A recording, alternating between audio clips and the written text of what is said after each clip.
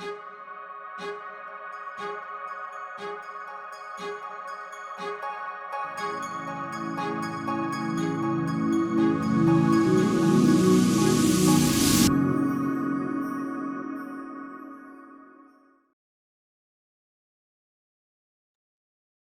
and welcome to the Do Your Dharma podcast. I'm your host, Aloise.life, and I'm welcoming you back to the Do Your Dharma podcast after a 3-year break.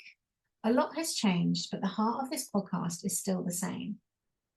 You may remember that the purpose of the Do Your Dharma podcast was that I interviewed people who were doing their Dharma and living their purpose to inspire you to do yours. Now, that hasn't changed. I'm still going to be interviewing some incredible people. I'm going to be interviewing some ex-students. I'm going to be interviewing some interesting people who have moved from their day jobs, their 3D day jobs, into their 5D purpose. Now, why do we want to do this? Basically, when we do our Dharma, we vibrate at a higher level. And remember, this is a vibrational game that we are playing.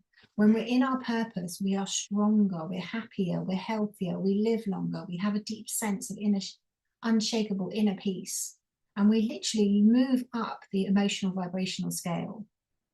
So really, to survive everything that is going on in the world right now, we do have to be in our purpose. And this podcast will show you how to move from your 3D life into your 5D purpose. Following your highest excitement to the best of your ability with no expectation on the outcome is the name of the game. And I will be interviewing people to show you how to do this. Also, for my return, I am doing a breakdown to breakthrough mini-series. Where I had my spiritual breakdown over the course of the last 3 years, I am going to interview people who have gone through and had breakdowns in their lives. Quite severe breakdowns in their lives where they've had to piece their life back together to show you and empower you that really humans can come through anything. And I've got some amazing people that I'm interviewing. I just interviewed Dr. Arne Heiselman, who that interview has gone out. So if you want to listen to it, you can. Breakdown to breakthrough. He had a Kundalini awakening, which basically caused a breakdown in his life. And he changed his life from being a pharmaceutical representative and executive to being an energy healer. So this is a quite dramatic transformation that you can make. Now, I was in my purpose before I went through my spiritual breakdown. So this is my rebirth. I'm looking at this as my rebirth, and I'm thanking you so much for being on the journey with me. So any suggestions of people you want me to interview, please let me know. As I said, 2 forms of interview. Do Your Dharma interviews where people are finding and following their purpose, which is the name of the game. As I said, to survive in this day and age, we really need to be in our purpose, loving life, doing the best we can, living at a higher level, higher vibrational state. The other form of interview is breakdown to breakthrough. People who have gone through crises or big breakdowns in their life. Really, I truly believe that every life is happening for us, not to us. So there will be gifts in these breakdowns, and that's what we're going to be interviewing. So welcome back. Lovely to be here. Please go and follow me on Instagram or comment on Instagram. It really helps. I've kind of lost my audience over the course of the last 3 years, so I'm really keen to get it back. I'm on Facebook, I'm on Instagram under Aloise.life. I'm on YouTube, I'm on Spotify, I'm on Apple iTunes. So please go and follow me on those platforms. And if possible, basically leave a comment on Instagram. It really does help. So thank you and welcome back. And I look forward to being with you on the journey over the course of the next coming weeks and months.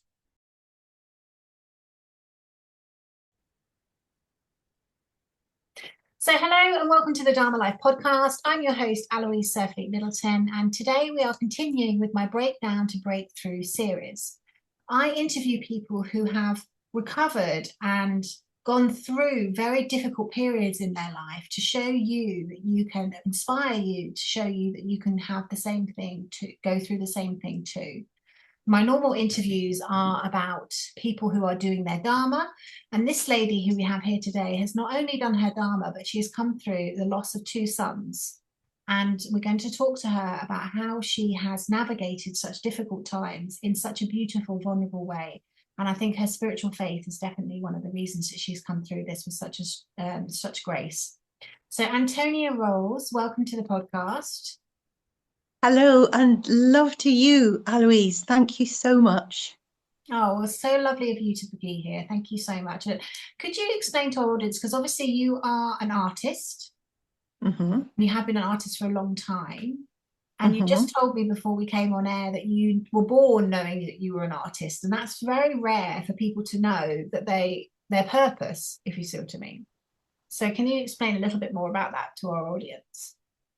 Yes, there has been one constant throughout my life, one constant in a life which has been, as most of our lives are, very choppy.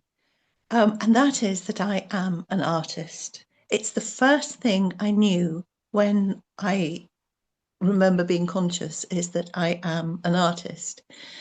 Um, I probably rejected all forms of conventional uh, careers and finding a job because I didn't want anything to interfere with this knowledge that I had that I was an artist. And so I didn't go to art school at all because I didn't want anything to interfere with this feeling that I had that I was an artist, and it was a precious gift, and it was almost narrowly contained. It could easily be interfered with.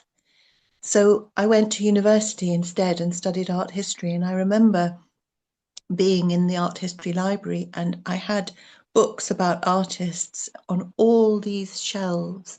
And in those books were the lives of the people that I most wanted to be. So I could see how artists lived and died and how they worked, and it felt like home to me. So I never gave in to any career of any sort, and I became a portrait artist. And Wow. that's what I am. Wow, fantastic. And that's so rare for somebody to be born knowing their purpose. I'm so, because our purpose is generally, according to the principles of Dharma, our purpose is unveiled to us as we have the courage to take the action. If we follow our intuition and move towards what our highest excitement, what lights us up. But you were doing that from such a young age. And I think, that's just so rare, really, really empowering and inspiring. I think that you're very right, though, because I think, yes, I had this knowledge from an early, my childhood, but I couldn't just step into it and be it. On the one hand, I was it. On the other hand, the world was going to rough me up an awful lot before I got to the stage where I could just, slam my hand down on the table and say, I am an artist and my name is Antonia. Life doesn't make that kind of thing easy for you. And even after I had decided I was an artist and spoke it out loud and said to everyone, I am now a self-employed portrait artist. I even got the name Artist Extraordinaire. I even came up with that with the help of a friend. I came up with Antonia Roll's Artist Extraordinaire. She thought that was great. I thought that the world would end if I said that I was Artist Extraordinaire. And yet I still put that on the end of my name sometimes. And it was such a hard thing to do. But, you know, we are magnificent.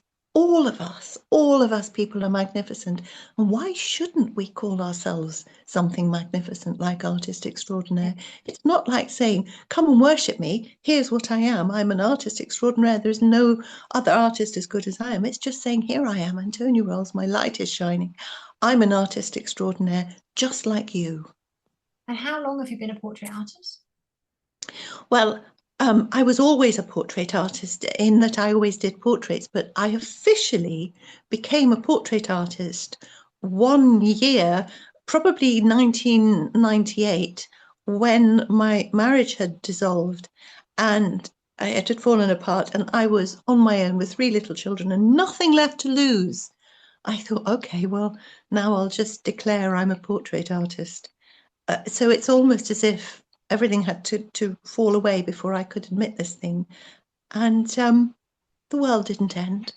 And I came back and I was a portrait artist and an artist extraordinaire. And somehow everything's okay.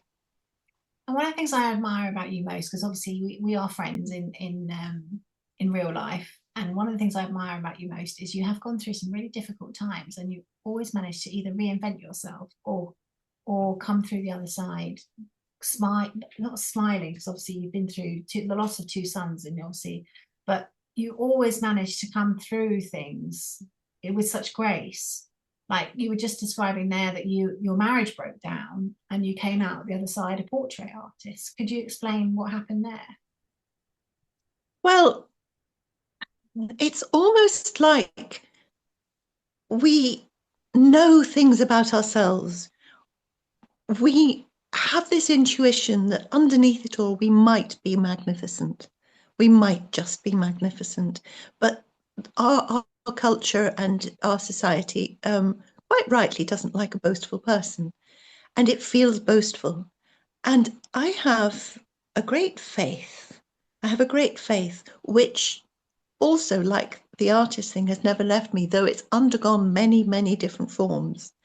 And I think that when the chips are down, like they were in when my marriage ended, and I had this belief that I was an artist and I was too scared to say it to anybody, even though it was obvious because that's all I did was paint.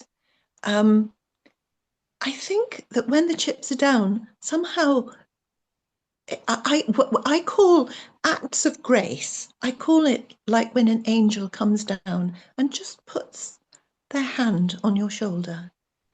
And there is a little kind of moment where it's all okay. And I think I achieved that moment when I decided to call myself artist extraordinaire or even an artist. So I think that I have help from God and I have help from the divine, as do we all. Oh my goodness, do we all? But life is never meant to be easy. And we are also magnificent. And there is a little light in all of us that we just have an inkling is there. And sometimes we access it. And I think that time when I became the artist publicly was when the little light inside me just flamed up. An angel put their hand on my shoulder, and I thought, it's okay. It's okay. And you have quite a strong spiritual faith, don't you? I do. I do have a strong spiritual faith. Um, and that has had to be tested and still is tested. Like I say, life has never meant to be easy and straightforward, but it is, like we are, magnificent. And there is so much goodness in the world and in us, but we can't know the good without the bad. Yes. Yes, and I think that's a very profound comment that we can't know the good when we know, because we have no contrast, do we? If everything was always going our way, going the right way, and we didn't experience anything negative, we wouldn't have that contrast to that experience to enable us to have gratitude for the good times. Um, so when did Yep. you always had a spiritual faith, or Yes, I mean, I was brought up a Catholic, and my mother was an Irish Catholic, and my father was an English Protestant. And we went to both churches, and we laughed at the fact that, at my school, we had to pray for my dad, who was, a Protestant, that one day he'd see the light and become a Catholic. And of course, that just used to make my father laugh. He used to say, well, God prefers Protestants. And it wasn't, it wasn't a deal. It was just like, oh, well, that's what they say. But here we are. We all love God. My youngest brother, who has sadly died since, was a Catholic priest with a huge faith and ministry. And I'm only now understanding what an amazing priest he was. He was a strong man. So I've had that grounding, but of course, I rejected that out of hand because I thought it was constrictive, didn't make any sense to me, and I wanted to go and party, and I jolly well did. well, I think that spirituality sits on top of the religions, doesn't it? It's just almost like the Yeah, base that sits behind other religions. And so I think having some form of faith, I think, is just so important when you go through difficult periods. Can you explain? Because obviously we're exploring on this series, this breakdown to breakthrough series. We're exploring where people have gone through huge breakdowns in their life, a bit like myself. So I've been through my own spiritual emergency, which I will do a podcast on, but I'm not quite ready to do it yet. But you know, where we've gone through big breakdowns in life, how we put our life back together again. And obviously, you've not lost not just one son to suicide, you've lost two sons to suicide. You know, how does one go through such a situation like that? You know, how do you find meaning in a situation like that? Because it's obviously such a horrendous thing to have to go through. Well, yes, and you're right about that. To just sort of put it in context, my oldest son, Kostya, was an absolutely crazy addict with drink and drugs for about 15 years before he died. So there was a shed load of crazy. My younger son had terrible mental health problems, and he reacted to my older son's death by falling deeply into alcohol and drugs himself. He was drinking and taking drugs anyway because of his mental health, and he had agoraphobia and couldn't leave this house, but he hid it well. And then after my oldest son, who was called Kostya, because they had a Russian dad, my younger son was called Dmitri. When Kostya died, Dmitri couldn't cope anymore because they, I know now, had such a close bond. And Dmitri just couldn't cope and fell into the same darkness that overwhelmed Kostya. So that's a bit of history there. And a bit more context is And I that, suppose you lost the dad as well. So you lost, well, the dad actually, I divorced, and he's still alive and living in right. Russia with his next wife, who I think sounds a wonderful person. And I've spoken to him quite a lot since the boys died. But before those boys died, I had lost a lot of people. I'd lost my partner, my second husband, my mother, my father, my brother, and my cousin, Wow. all one after the other. And I had already trained as a soul midwife, which is a holistic end of life companion for emotional and spiritual support. In my case, it was emotional spiritual support, and I would accompany people who were dying and or their families just to help the passing over to be as wholesome as it could be. So I'd experienced a lot of death and dying. I'd experienced an awful lot of grief. And when the first grief that hit me was in 2007 when I lost my partner, and I'd never lost anyone before. And I went down into the depths of darkness. I went mad with grief. I couldn't believe that if you loved someone, they would die. It was just incomprehensible. And I did a big F off to God because I thought, well, you did this. Thanks very much, mate. You obviously don't exist. And but God said, I hear you. I'm just going to leave you alone with these thoughts for a while, but I'm still going to surround you with grace. And I'll just mention that before everybody died in my life or around their death, I get sent dreams and I get sent something from the divine. And the first one I ever had was the night Steve died, when I was so angry and I had just said, right, off you go to God. I dreamt that night that, well, I'd gone to sleep saying to God, right, if you're real, send me a vision of Steve in the afterlife. And I want Ziegfeld Follies. I want the big staircase with the lights. I want the angels and the singing, the trumpets. I want the fanfares. I want the lot. If you don't do that, then we're finished. So I woke up the next morning and I hadn't got that. But after a day or so, I remembered what I did have. And what I had was Steve. I was at the end of Steve's bed in the hospice, and in he comes through the door, and he's beautiful and healthy and well because he died of cancer. And he walks up to me and he puts his arms around me, and he doesn't say anything. And I just start to cry on his shoulder. Then he lets me go, turns around, and he walks out of the hospice ward. And as he walks out, I turn in utter despair around because I know there's somebody next to me on my left. So I turn round in utter despair and I am engulfed in light. I am held. This light seemed to have arms, and I am held in this light, and it's the most beautiful thing I've ever had. And I am then released from the light, and that's the end of the dream. That's where I think my journey began, is the light, that gift of light. Now, I didn't behave very well after Steve died because I'd never experienced anything like this. But that light has stayed with me. And before the boys died, yes, there had been years of crazy chaos, like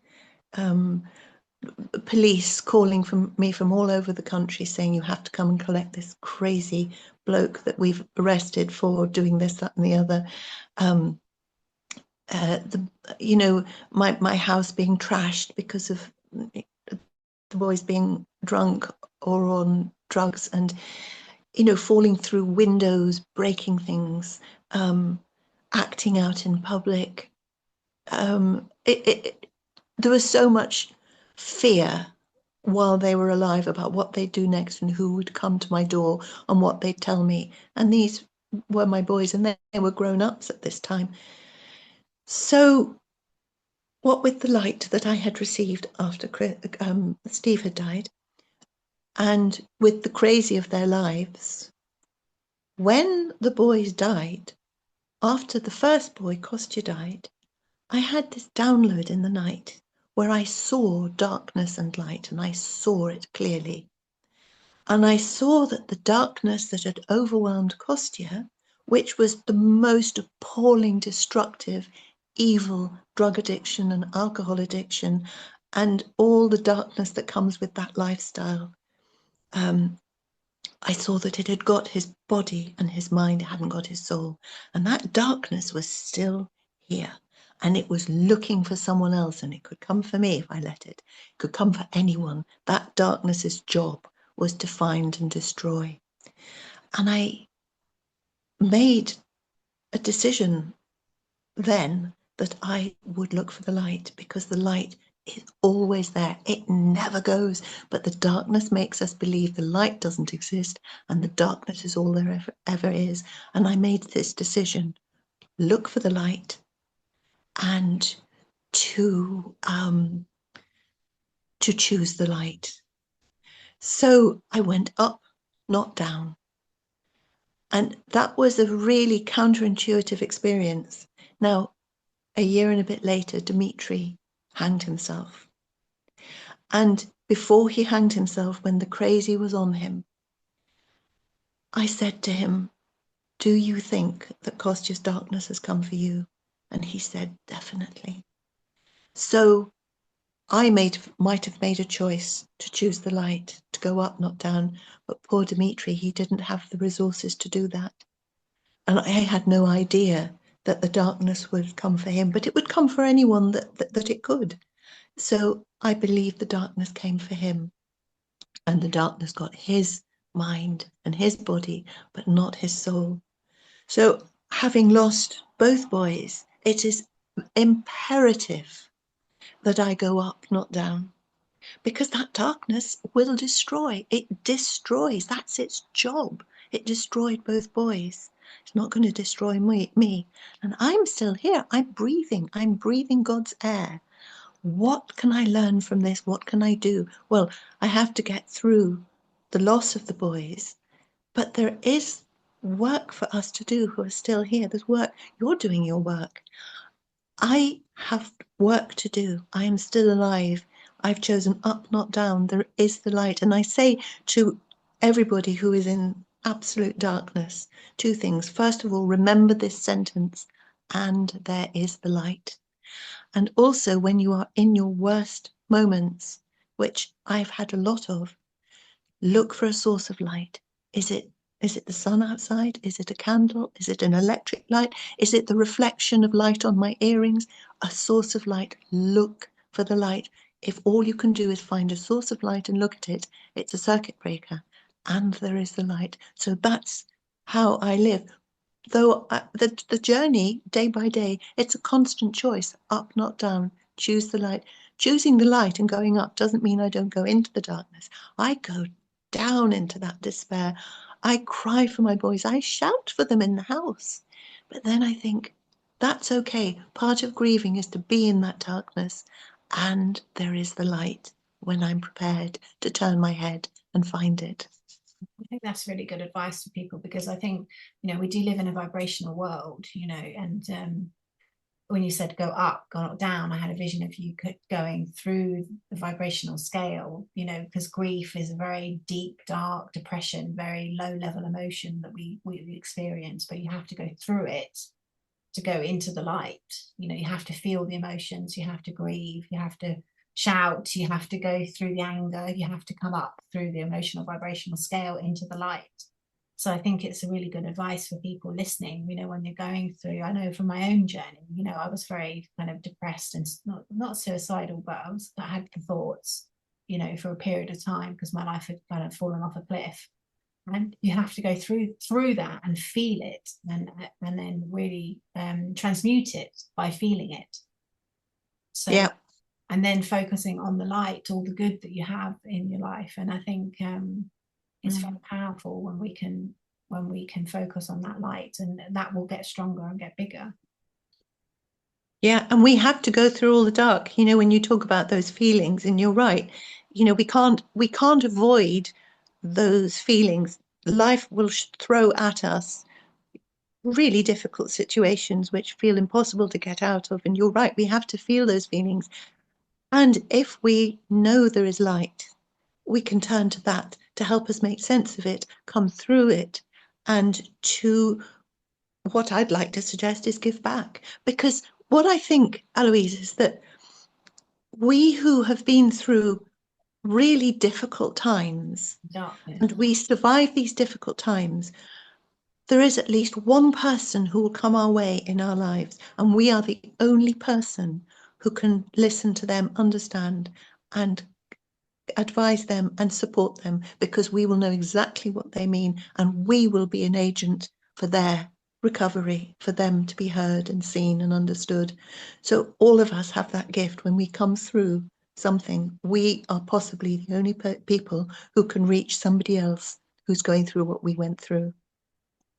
Yes, I think, by you sharing your story, by you being out there, and you are out there in the world with your art and with the podcasts and obviously speaking, you are sharing your story, which empowers other people to enable, other people, unfortunately, are having to deal with the loss, with grief, with death, with suicide, and by you sharing your story, you are helping somebody else. And at least then they haven't suffered inside, they haven't, they haven't gone, you haven't lost them for no reason. At least you can give back. And you're right. When you just say you haven't lost someone for no reason, I think that's really important, because with a suicide and addiction, death, at least, the waste of a life, we look at the person who's killed themselves and we think, how could you? What a waste. And we think of all the things they could have done and all the potential they had. Well, and that's natural. We have to feel all that. And there is a bigger picture. Who knows what their story was, their divine story? Who knows what that is? But we cannot give in to despair. We will feel despair, but we cannot give in to it and stay there, because we're needed down here. And our loved ones that have died in this way, I believe they're taken up into the light, but they do need our prayers and attention too. And by being able to pray for someone who has died in such a messy and a violent way by their own hand, it means that we are open to a divine link. And I think that all of us have the potential to go as down as we can, but we also have the potential to come up and use what we've experienced. So what would you say to somebody who is dealing with suicide, who's somebody who's, lost somebody? It's more common than you realize, actually, unfortunately. What would your advice be to somebody who's grieving or who's just going through that period of time now, who's lost somebody close to them? Well, I would say that you're not alone. Don't think that you are alone, because something like suicide can feel shameful, and we don't know how to tell people about the death of somebody through suicide. We feel that we'll be judged, and maybe we will be, I don't know. And it makes us lock ourselves up and in, because we need to protect ourselves from other people's judgment and comments. I would say you're not alone. There's a lot of people who understand that that's how you feel. I would say do tell people, but tell people who you trust. Tell people who you trust and tell the truth. Telling the truth helps us to grasp what's happened. I think also that no matter how bad the grief is, it does this, peaks and troughs. That's what life does. I think if somebody has just lost someone to suicide, remember, and there is the light. You may not want the light, you may not believe in it, but at some point there will be a moment where this light will break through and you'll say, I do need to grasp onto that. I do need to. I have an exhibition called Beloved. Shall I just mention that? Yes, because I think you've really channeled your grief into your work, haven't you? Like, I think being in your purpose has stood you in good stead, enabled you to channel that grief through your work, and so you've been able to reach more people through your work. It is, exactly. I mean, the loss of the boys, on the night I had the download where I saw the dark and the light, after Kostya's death, I knew I was going to create an exhibition called Beloved, because in this download I saw all those who had died through suicide, addiction, violent deaths, all the people who had been on the outside of life, dying in despair and darkness and violence and anger. I saw them taken up into the light by people who had already died in that way. And those people who were working in the light were called beloveds, because they are beloved. And their job in the light was to come down looking exactly as they were when they were alive, so we wouldn't frighten this damaged soul that was dying now. They wouldn't frighten them with wings and halos and trumpets and things. They came down looking like they were when they died, scruffy, thin, diseased, or whatever. And these beloveds come from the light, and they take up this soul who's dying in darkness through suicide, addiction, dark, dark deaths. And they say, you're safe now, we have you. The pain is over, come with us. And they take these newly dying dead souls up into the light, where they are given the most wonderful treatment in a rehab which has 100% success rate. And then, should they choose it, these souls also become beloveds, and they work with the other beloveds in the light to gather up these loneliest and darkest of souls and take them into the light. There is huge comfort in that. So my exhibition is called Beloved, bringing suicide and addiction deaths into the light, because the subject is already so dark. It is a given that it is the darkest of dark. And I'm saying, and there is the light. So my paintings, which the whole exhibition has been, it's been shown in Brighton and in Edinburgh, and it's going to be shown again next year, is simply about the fact that no matter how dark we feel the deaths are and the situation is, there is the light. So the paintings bring this darkness into the light. And I have a little tag on the exhibition title. And I have to say, the exhibition title, Beloveds, was a download on the night that Kostya died. The words beloved, the images of the beloveds at work came to me, and I knew that was going to be the exhibition.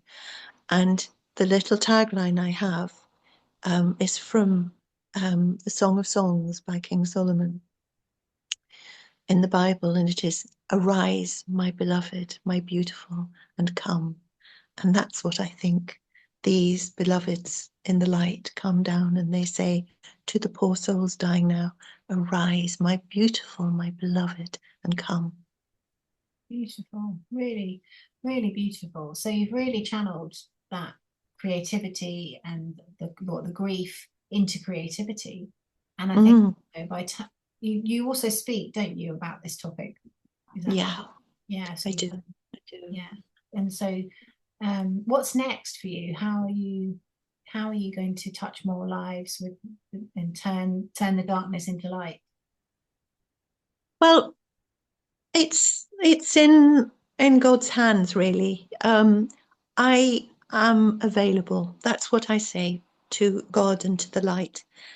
I am available. So I'm going to show Beloved next year, and I'm just here. So anyone who wants me, I'm here. If I can help, I'm here. If anyone wants me to talk, I'm here. I have I've worked really hard last year. I've exhibited all around the place and spoken, and it's been wonderful. I'm having a bit of a rest now until Christmas. Um, and I have one more painting for Beloved to do. I have to just mention that alongside all of this, okay, I developed cancer. So I developed endometrial cancer. Now listen to the word. What kind of cancer? Endometrial. The name Dimitri is in there.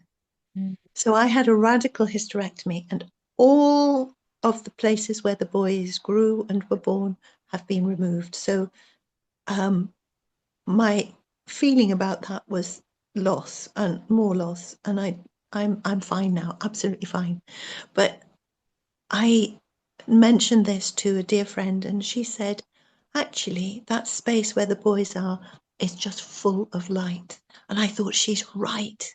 So the painting I've yet to do is with me and my beautiful daughter, Alexia, Can I sitting next to each can I just other. read you something? Yes. So this is the book. You can't see it with the background, but it says feelings buried alive never die. And it talks about basically, I'm a big believer in dis-ease comes from our emotions where we haven't necessarily processed them correctly. And you know, breast cancer, for example, is supposed to be around not necessarily looking after yourself, looking after everybody else. Like different forms of cancer come from um, different forms of dis-ease. So endometriosis is deep-seated, unresolved sadness going unanswered. Well, there you go. And Aloise, you're so right. But we have to transmute this, and here is the light. My friend said, paint yourself with your daughter, who is a wonderful support to me, and fill your stomach with light. So that's the next painting which I have to do. I have the paintings got really big. Some of them are like 4 foot by 5 foot big on wood. This is a really big painting I'm going to do of, I don't know what to call it yet, of me with where all the boys grew and everything about reproduction is now just filled with light. So that is the last painting I'm going to do for Beloved, and show that next year. Wow. Fantastic. So again, another way of, and you so you've come through cancer as well as everything else. God, it's like attention seeking, isn't it? It's just ridiculous. Hardly. I felt really Well, embarrassed telling people, like, yes, I've lost the boys. I'm sorry, I won't be around. I've got cancer now.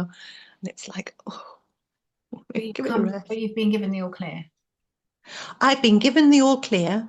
I've I've understood what it means to have an operation, to have a life-threatening disease, and to recover, and actually to accept help from other people. My cousin Maddie, who is my dearest cousin, came to stay with me for the 6 weeks of my recovery, and she was a source of light. She's just lovely. Yeah, I think that's one of the lessons we have to learn. We have to accept help from others when we go through difficult periods. And it's great that you've got people around you who support you and love you and are looking after you, because you're a very special woman. But keep shining your light, please. Keep shining your light on everybody and everything. I just recently went to your art exhibition that you've just done, so that was amazing too. Just I know. things up on the wall. And I've just mentioned that when I lost the boys, you came round to see me, and I really appreciate that. You bought flowers because you are a darling. Well, I think people don't talk to people when they're going through cancer, or they're going through suicide, when they're going through mental health issues. You know, that I really didn't want to be that person who didn't talk to you and didn't know how to acknowledge it. You know, You were wonderful. Well, thank you. And you were wonderful too when I went through all of my stuff. You know, you didn't avoid me or, you know, or cut me off like some people have, you know. And I think the reason I wanted to do these series of podcasts is just to say, is to, you know, take away the stigma that we've got around suicide, mental health issues, you know, anything to do with that, because people do go through ups and downs, you know. And I think it's our, like, I always thought when we were going the wrong direction, life sort of shows us, like, and I think for me it's slightly different with a spiritual emergency. You know, I don't think I was on the wrong path. I would think I was on the right path. I just think that it was a spiritual emergency. Like, I basically activated an aspect of my brain that had been dormant. But I'll talk about this in a different episode. But you know, I think people don't know how to respond when you go through a crisis. You know, some people don't know how to respond, and I didn't want to be that person with you. I wanted to come over and pay my respects and show you how I loved you, basically. And it worked. So thank you, Aloise. Thank you. Well, thank you so much for coming and sharing your story, because I know that somebody will be empowered, or many people will be empowered and inspired by listening to what you've come through, because you are still smiling, you are still shining, and you're doing some fantastic work with your art. So, you know, thank you so much for, you really, I believe in light and dark, and I believe that, you know, what you're doing is really shining the light on this horrible topic, for more people to become conscious. And like we said, you know, stop people. You know, I remember being in a taxi with a taxi driver, and he said his wife had cancer and his friend stopped talking to him, and it was like, you do that to somebody. But it is ignorance, and it is kind of people not being able to handle what's happening, so they block it out, and we can't have that happen. That doesn't work. No, you know, and it might happen to us, and then we'll see how bad it feels to be ostracized and, you know, put away, put out of sight. I am going to mention that I have a website that people can get in touch with me by, and it's just antoniarolls.co.uk. If anyone wants to get hold of me, please do. I am just here for anyone that needs me. We'll put all your details in the show notes. So I'll put your website and I'll put your Instagram on the show notes so people can find you. That would be great. There is light. Do you do end of life doula work as well still? If I'm called to do it, yes. I think having arrived today at this point, you know, I'm just available. If I can help, let me know. Yeah, fantastic. Fantastic. Oh, well, thank you so much for coming on the Breakdown to Breakthrough series, Antonia. That was really appreciate it. Thank you, Aloise, and God bless you. And we will see you next week with another amazing guest on the Dharma.life podcast.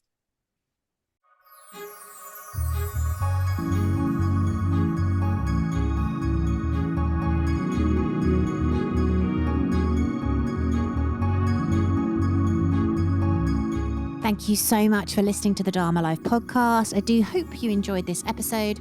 Please come over and say hello on my Instagram, our Facebook group, and also please let me know what you thought. So if you are listening, please take a screenshot of the podcast that you are listening to. tag me on Instagram and I will reshare your post. And please let me know what it is that you got out of today's episode. Remember, when we do our Dharma, we are happier, healthier, we live longer, and we have a deep sense of unshakable inner peace.